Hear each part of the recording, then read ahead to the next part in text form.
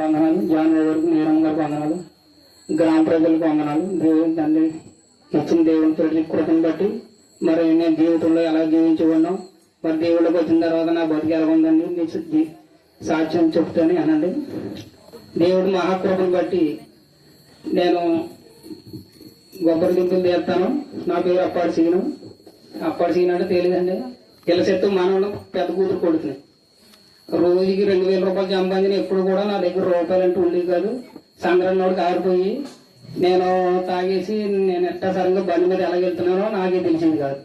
అలాగే దేవుడు మహాకృపను బట్టి నా బిడ్డలు ఇద్దరు కూడా ఎక్కడ అడుగునా బండి కాడికి వచ్చి తీసుకెళ్లి పరిస్థితులు ఉండేవాడు.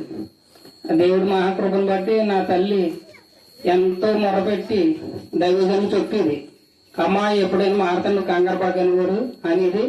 నేను ఆయన పట్టించుకునేవాడు కాదు. నేను ఎలా పడితే అలా తాగేసి వెళ్ళిపోయేవాడు. మా అమ్మను కూడా దూషించేవాడు, తిట్టేవాడు కూడా.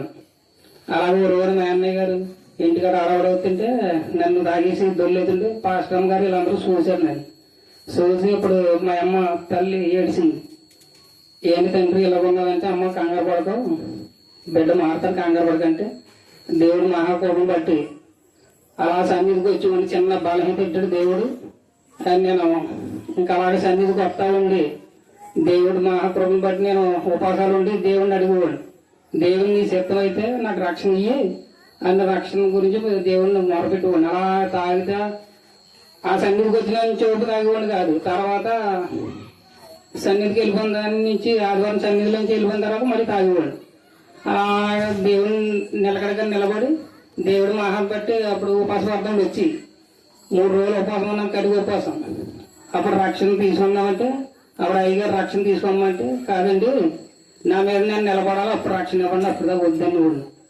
అప్పుడు ఇలాగా మా అన్నయ్య ఫంక్షన్కి కుర్రలు పుట్టినరోజుకి హైదరాబాద్ రమ్మన్నాడండి. బీర్లు మందులు అన్ని పుల్లిగా పెట్టాడండి, చూడమన్నాడు. నాకేం వద్దని అప్పుడు మనసు ఎన్నికీకరించి అప్పుడు దేవుడు మహాకృపను బట్టి రక్షణ పొందుకున్నాను. రక్షణ పొందుకున్న తర్వాత దేవుడు మహాకృపను బట్టి నాకు ఇవాళకి ఏ స్థితిలో ఇటువంటి స్థితిలో నిలబెట్టాడు. నా దగ్గర ఎంతమంది ఉండేవారో అంతమంది కూడా దూరం చేశాడు దేవుడు. దేవుడు మహాకృపను బట్టి దేవుడికి ఏమి ఇచ్చి మీరు ఎవరైనా తీర్చలేదు. అలాగే నేను రక్షించుకోవడం కదా తండ్రి, నా భార్య కూడా రావాలి నాతో పాటు. మోకడి నుంచి పార్కింగ్ చేసి తెల్లగా 2-3 గంటలు లేసి పార్కింగ్ చేసేవాడు.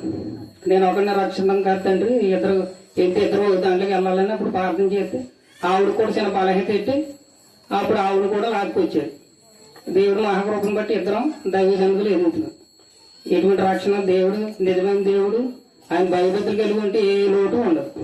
ఈ చిన్న సాక్ష్యం దేవుడు నియమించిన దాకా.